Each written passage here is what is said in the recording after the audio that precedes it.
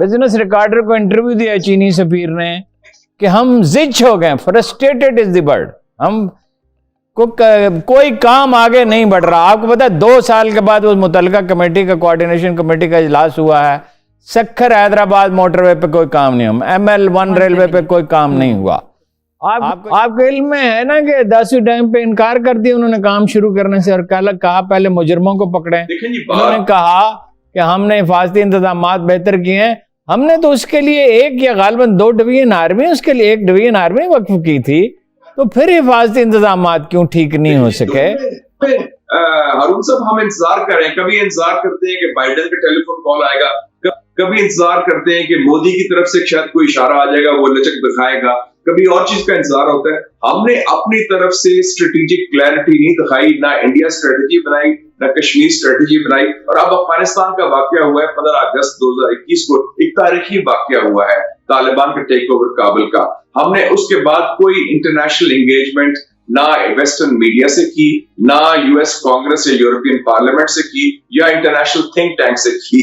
तो अब हम कहते हैं हम रोना धोना पड़ा है कि साजिश हो रही है, हम रोते रहते हैं, रोना धोना होता है कि न्यूजीलैंड ने ये कर दिया, फलाना ने ये कर दिया। हम अपनी तरफ से क्या कर रहे हैं? अपना मौकफ पेश करने के लिए दलाइल के साथ, हकाइक के साथ, दानिशमंदी के साथ, दलेरी के साथ, उसमें हम फेल हैं। सवाल ये है कि क्या ये सिर्फ नालायकी है जो आपने कहा, या इससे कुछ ज्यादा है? ये प्रो अमेरिका लॉबी की सरगर्मियां उस पर असरअंदाज हो रही हैं, और कोई चीजें हैं? आप देखें उससे ज्यादा ना, पिछले आपको याद है कोई 6 महीने पहले खबर आई कि जी हिंदुस्तान तैयार हो गया पाकिस्तान के साथ गुफ्तगू के लिए, और हिंदुस्तान तैयार हो गया कश्मीर इशू भी डिस्कस करने के लिए। उनकी तरफ से एक बयान भी नहीं आया, हम उनकी तर्जुमानी करते रहे, और लगता था कि वो टेक्टिकल है क्योंकि उनको चीन से मार पड़ी थी, तो वो चाहते थे 2 फ्रंट सिचुएशन ना हो और पाकिस्तान को धोखा देते रहे, और वही हुआ अल्टीमेटली। जो हम जैसे लोग कहते थे कि इनके मोदी की जो है एक नजरियाती खारजा पॉलिसी है, एक नजरियाती सोच है हिंदुत्व की, जिसकी पहचान सबसे पहले कायद आजम ने 90 साल पहले की थी कि इन लोगों से जो मुत्तासिब लोग हैं इनसे हमारा गुजारा नहीं, इसलिए पाकिस्तान बना था। तो ये तो अखंड भारत के लोग हैं ना, दाई हैं, जो इस वक्त हिंदुस्तान की हुकूमत कर रहे हैं। तो इनसे आप कोई बिल्कुल समझ में नहीं आती। मसलन जी बिजनेस रिकॉर्डर को इंटरव्यू दिया चीनी सफीर ने कि हम जिच हो गए, फ्रस्ट्रेटेड इज द वर्ड, हम को कोई काम आगे नहीं बढ़ रहा। आपको पता है 2 साल के बाद उस मुतलका कमेटी का, कोऑर्डिनेशन कमेटी का इजलास हुआ है, सक्खर हैदराबाद मोटरवे पे कोई काम नहीं हुआ, ML1 रेलवे पे कोई काम नहीं हुआ। आपको याद होगा शहबाज शरीफ ने एक मैकेनिज्म बनाया था, कुछ काम होता था। ये अगर चीन के साथ मिलकर भी हम काम नहीं कर सकते, जो हर चीज ऑफर कर रहा है, जिसपे अब हमारे दिफा का भी बहुत कुछ इन्हिसार है, जिसने अल खालिद टैंक बनाने में मदद की, जो दुनिया का बेहतरीन तैयारों में से एक तैयारा बनाने में मदद की, ये CPEC क्यों स्लो हो गया है जी? देखिए जी, एक बड़ी वाज़ेह चीज रहे कि CPEC उस वक्त आया पाकिस्तान में जब पाकिस्तान दहशतगर्दी के शिकार था, जब कोई मुल्क, चाहे मगरबी मुल्क हो या कोई मुसलमान ब्रादर मुल्क हो, एक ढेला भी पाकिस्तान में इन्वेस्ट करने को तैयार नहीं था। चीन ने अपनी रवायती दोस्ती का निभाते हुए पाकिस्तान के अवाम के ऊपर, पाकिस्तान की रियासत पर एक एतमाद का वोट दिया है। और मैं समझता हूं कि CPEC की जो मीटिंग हुई है 23 सितंबर को, उससे फिर CPEC रिवाइव होगा। और मैं मायूसी की कोई ऐसी बात नहीं, क्योंकि चीन को हमारी जरूरत है, हमें चीन की जरूरत है, लेकिन हमारी तरफ से जो ब्यूरोक्रेटिक रेड टेप है, जो कुछ गैर जिम्मेदाराना बयान भी आए, और कुछ हम कभी अमेरिका की तरफ देखते हैं, कभी हिंदुस्तान की तरफ देखते हैं, आप हमें मालूम हो गया कि चीन ही एक मुल्क है जो आपके साथ चट्टान की तरह खड़ा है, चाहे कश्मीर हो या कोरोना हो या फाटेफ हो या UN सलामती काउंसिल हो या G20 हो। और हिंदुस्तान के साथ जो उन्होंने 2.5 लाख हिंदुस्तान की फौज को मसरूफ रखा है, आपको तो बड़ा रिलीफ मिल गया है बल्कि चीन की वजह से। तो चीन ने तो आपको एयर प्रोटेक्शन दी है बकायदा। तो चीन की दोस्ती हमारी इंशाल्लाह कायम रहेगी, क्योंकि वो उसका ताल्लुक एक शख्स से या एक पार्टी या एक हुकूमत से नहीं, वो एक रियासत की तरह एक रिश्ता है जो मजबूत और इंशाल्लाह होगा। आपके इल्म में है ना कि 10वीं टाइम पे इनकार कर दिया उन्होंने काम शुरू करने से, और कहा पहले मुजरमों को पकड़ें। उन्होंने कहा कि हमने हिफाजती इंतजामात बेहतर किए हैं, हमने तो उसके लिए 1 या गालिबन 2 डिवीजन आर्मी, उसके लिए 1 डिवीजन आर्मी वक्फ की थी, तो फिर हिफाजती इंतजामात क्यों ठीक नहीं हो सके? اور کب ٹھیک ہوں گے؟ مطلب اگر داسو ڈیم پہ کام رکا رہتا ہے تو اس کا نقصان کس کو ہے؟ الٹیمیٹلی پاکستان. ہارون صاحب، اگر پاکستانی 10 باشندے چین میں مارے جاتے دہشت گردوں کے ہاتھیں تو آپ کو کیا تاثر ہوتا؟ اور ابھی تک وہ پکڑے بھی نہیں گئے، ابھی تک کسی کو سزا بھی نہیں ہوئی، ابھی تک کسی کو اریسٹ بھی نہیں کیا گیا. مسئلہ یہ ہے کہ 2 ڈویژن ہم نے تیار کی ہیں. یہ فیلئر تھا انٹیلیجنس کا، اور سیکیورٹی ہماری ناقص ہے. 45 دن میں داسو ڈیم پر حملہ ہوا، چینی پر ہوا، کراچی میں ہوا، گوادر میں ہوا. اس کا مطلب ہے کہ جو ہمارے دشمن ہیں، ہندوستان ہو یا ان کے پیچھے اور لوگ بھی ہیں، وہ نہیں چاہتے پاک چین دوستی مضبوط ہوئے، وہ نہیں چاہتے سی پیک کامیاب ہو. لیکن ہمیں اس کا مقابلہ کرنا چاہیے.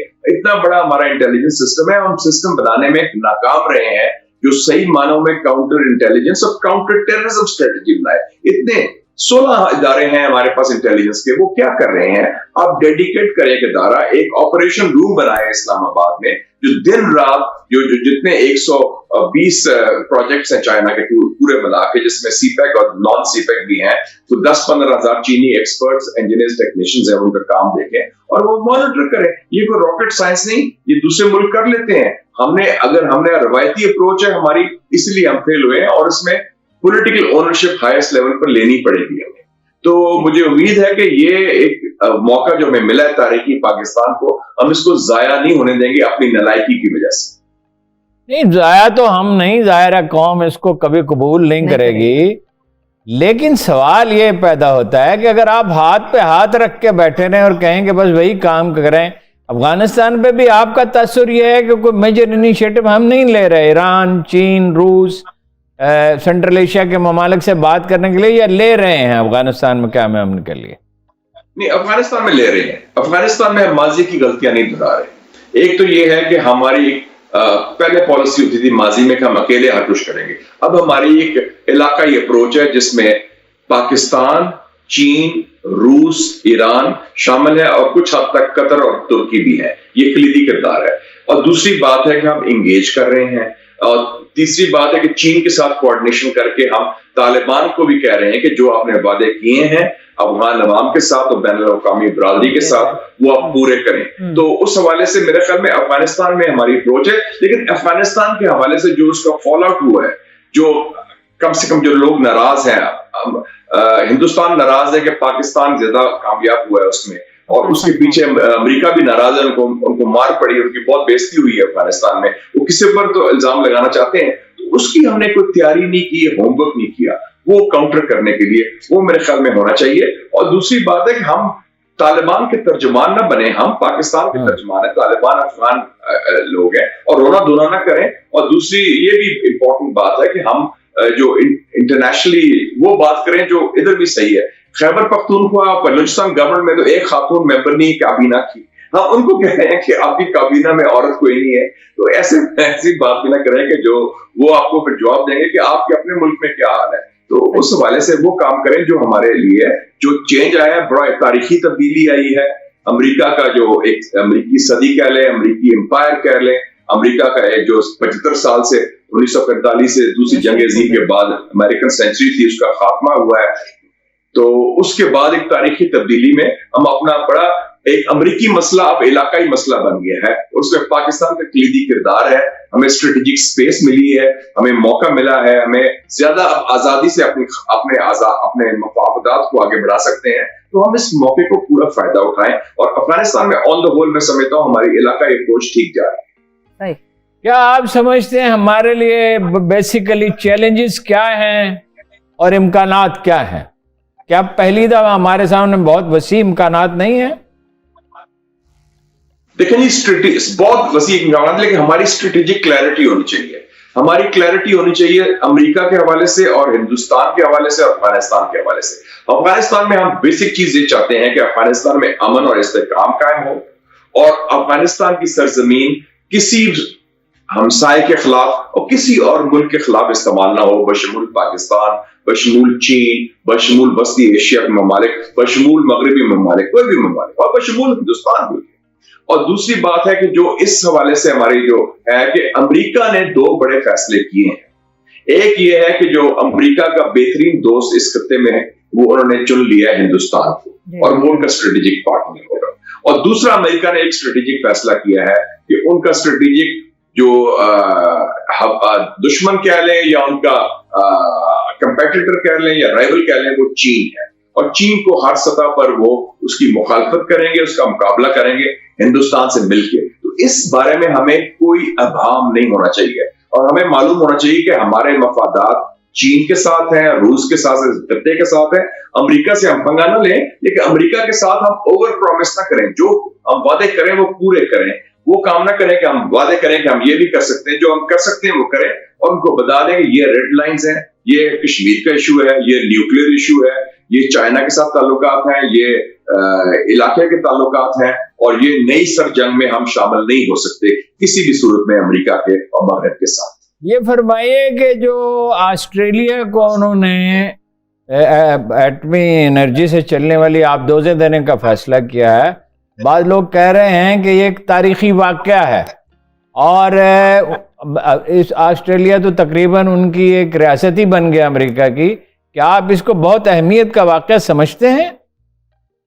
یہ ایک کوشش ہے امریکی انتظامیہ کی اور امریکن سیکیورٹی اسٹیبلشمنٹ کی کہ جو انہوں نے مار کھائی ہے اور جو انہوں نے گڑبڑ کی ہے مسلم دنیا میں 9/11 کے بعد، جس میں اس نے 6.5 کھرب ڈالر ضائع کیے اور 9 لاکھ لوگ مارے ہیں 9/11 کے بعد ساری مسلم دنیا میں، Pakistan, Afghanistan, Iraq, Syria, Libya, Somalia, سارا. اس کے بعد وہ اب چین کو نیا دشمن بنا کے اس کا مقابلہ کرنا چاہتے ہیں. میرے خیال میں یہ تاریخ کے غلط رخ پہ کھڑے ہیں امریکہ والے بھی، اور یہ کامیاب نہیں ہوں گے. یہ اگلے 10-20 سال کا پروگرام ہے، اور یہ they are too late for that. اور یہ آسٹریلیا اور برٹش اور امریکہ جو بن گیا ہے، تو وہ ایک تاثر یہ بھی گیا ہے کہ یہ وائٹ مینز کلب ہے. یہ سارے وہ لوگ ہیں جو ایک ریشل لیول پر ایک ایشین طاقت کے خلاف وہ کھڑے ہو رہے ہیں. حالانکہ آسٹریلیا ایشیا کا حصہ ہے، لیکن انہوں نے بتا دیا کہ بیسکلی وہ مغرب کا حصہ ہے اور اس میں شامل ہے. آپ نے دیکھا ایون ہندوستان اور جاپان کو بھی انہوں نے شامل نہیں کیا اس کلب میں. تو یہ کامیاب نہیں ہوگا. فرانس اس کے خلاف ہو گیا ہے، اور نیوزی لینڈ اس کے خلاف ہو گیا ہے. باقی ایشیا کے ممالک نے اس کے خلاف بیانات دیے ہیں، چین، ملیشیا، پاکستان اور ممالک نے بھی. تو یہ کامیاب ہونے والی اسکیم نہیں ہے. کیا آپ سمجھتے ہیں کہ سپر پاور کی حیثیت سے، دیکھیے یہ عام طور پہ کہا جاتا ہے، لیکن آپ کا تو چونکہ یہ موضوع ہے اس کے لیے آپ کی رائے معتبر ہے، کیا ایک سپر پاور کی حیثیت سے امریکی کردار کم ہو رہا ہے اور بالآخر کم ہوتے ہوتے بہت کم بھی ہو سکتا ہے؟ میں سمجھتا ہوں کہ امریکن امپائر جو ہے اس کا زوال شروع ہو گیا ہے. شروع تو ہوا تھا عراق کی جنگ سے، 2003 سے، جو جنگ انہوں نے غیر قانونی اور غیر اخلاقی طور پر لڑی. اور وہ کہتے ہیں نا کہ قرآن شریف میں ہے وہ مکر اللہ و اللہ اور خیر الماکرین. انہوں نے منصوبہ بندی کی، اللہ تعالیٰ نے اپنی کی، اور بے شک وہ منصوبہ کرنے والا بات. آپ جب عراق پر حملہ کر رہے تھے، بش نے کہا تھا ٹونی بلیئر کو کہ جناب عراق کے بعد ہم 4 ممالک کی لسٹ بنا لی انہوں نے، ایران، شمالی کوریا، سعودی عربیہ اور پاکستان. اور یہ کتاب آئی ہے، اس میں لالس ورلڈ میں لکھا ہوا ہے کہ ان کے بارے میں ہم پھر ان کے پیچھے جائیں گے. تو اللہ تعالیٰ کا فضل ہوا کہ وہ بات آگے تک پہنچ نہیں سکی، تو ورنہ ان کا منصوبہ تو بہت بڑا منصوبہ تھا.